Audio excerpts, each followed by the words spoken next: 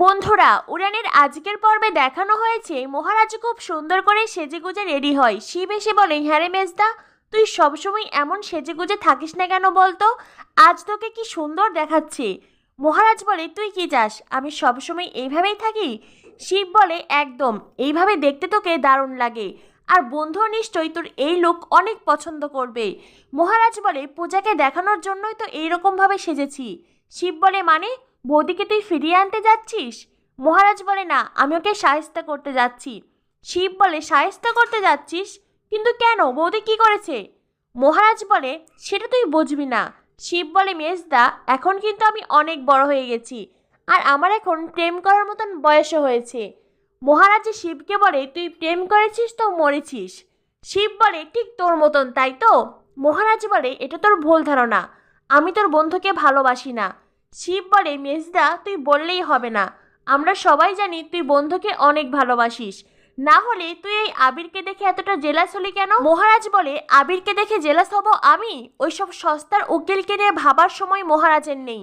আমি শুধু পূজাকে বোঝাতে চাই আমি সব কিছু পারি, আর সেজন্যই এইভাবে সেজেছি। এদিকে দেখানো হয় পূজা বেশ চিন্তায় পড়ে গেছে। মহারাজ একবার ফোন দিল, পরে ফোনটা রিসিভও করলো না। পূজা কি মহারাজকে আরও একবার ফোন করবে? আবির বলে, হ্যাঁ রে পূজা, তুই তেমন বেহায়া ছিলি না। যে মহারাজ তোকে এতটা ইনসাল্ট করলো সকলের সামনে, তুই তাকে কিনা বারবার করে ফোন করছিস। পূজা বলে, তুই বুঝবি না আবির, আমার বাম চোখের পাতা লাফাচ্ছে। আবির বলে, তুই এইসবে বিশ্বাস করিস? পূজা তখন মনে মনে ভাবতে থাকে, ওই ফ্রড প্রিয়াঙ্কার হাতে বাড়ির চাবি, না জেনেই ও মুখার্জি বাড়ির কোন সর্বনাশ করছে। আমি ওই ফ্রড প্রিয়াঙ্কাকে মুখার্জি বাড়ির কোনো ক্ষতি করতে দেব না। এদিকে পূর্ণিমা তো দারুণ খুশি, তার আদরের প্রিয় বৌমা 2 দিনের মধ্যেই বাচাল মেয়েটাকে তাড়িয়েছে। পূর্ণিমা প্রিয়াঙ্কার কাছে বাড়ির চাবি চাই। শুনেই প্রিয়াঙ্কা অবাক হয়ে যায়। প্রিয়াঙ্কা বলে, বাড়ির চাবি? পূর্ণিমা বলে, হ্যাঁ। সোমনাথ বলে, সোনা, তুমি এত কি ভাবছো, মাকে বাড়ির চাবি ফিরিয়ে দাও। প্রিয়াঙ্কা মনে মনে ভাবতে থাকে, আমি আমার সুখের চাবিটা দিয়ে দেব, কিন্তু এছাড়া তার কোনো উপায় নেই। প্রিয়াঙ্কা খুব ভয়ে ভয়ে পূর্ণিমার হাতে চাবি দেয়। আলমারির ভিতরে বক্সে করে চাবিটা সযত্নে রেখেছিল প্রিয়াঙ্কা। পূর্ণিমা বলে, বাবা, আমিও তো কখনো এত যত্ন করে চাবিটা রাখিনি। প্রিয়াঙ্কা মনে মনে ভাবতে থাকে, এই রে, মা যদি এবার আলমারি খুলে জানতে পারেন তার টাকা, দলিল, লকারের চাবি সবকিছু উধাও হয়ে গেছে, তারপরে আমি কি করে সামলাবো?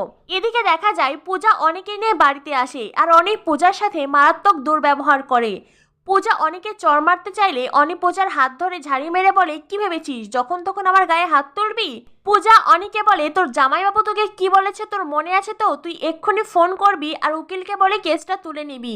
অনি ফোন করতে চায় না। পূজা বারবার জোর করাতে অনি উকিলকে ফোন করে বলে, আমি কাল সকালেই কেস তুলে নেব, আপনি সব ব্যবস্থা করুন।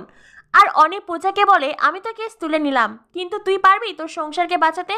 তোর স্বামী ডিস্কোতে দাঁড়িয়ে সকলের সামনে তো বলল তোকে মুখার্জি বাড়িতে আর কখনো ফিরিয়ে নেবে না।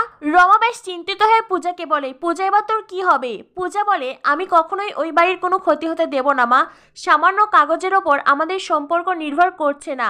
আবির পূজাকে বলে, পূজা, তুই তোর স্বামীকে ভুলে যা, তুই মহারাজকে ছেড়ে চলে আয়, ওর চাইতো 1000 গুণ ভালোবাসা নিয়ে কেউ তোর জন্য অপেক্ষা করে আছে। অনি বলে, আবির দা, দিদিকে এই সব কিছু বুঝিয়ে কোনো লাভ নেই, ও চোখে ঠুলি পড়ে আছে, ও প্রতিব্রতা স্বামী হয়েছে।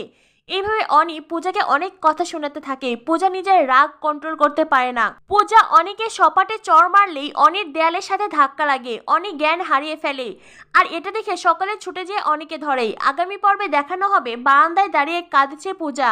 এদিকে নিচে মহারাজ রাস্তায় এসে পূজার দিকে তাকায়, পূজাকে কাঁদতে দেখে। অনির অসুস্থতায় পূজাকে মহারাজের সাথে খারাপ আচরণ করবে, মহারাজকে বুঝিয়ে দেবে সে আর মহারাজের জীবনে ফিরতে চায় না। আর সেই আঘাত সহ্য করতে না পেরেই মহারাজ কি সবকিছু জ্বালিয়ে পুড়িয়ে দেবে? কি হতে চলেছে উড়ান ধারাবাহিকে পরবর্তী আপডেট পেতে আমাদের সাথেই থাকো। ধন্যবাদ সবাইকে।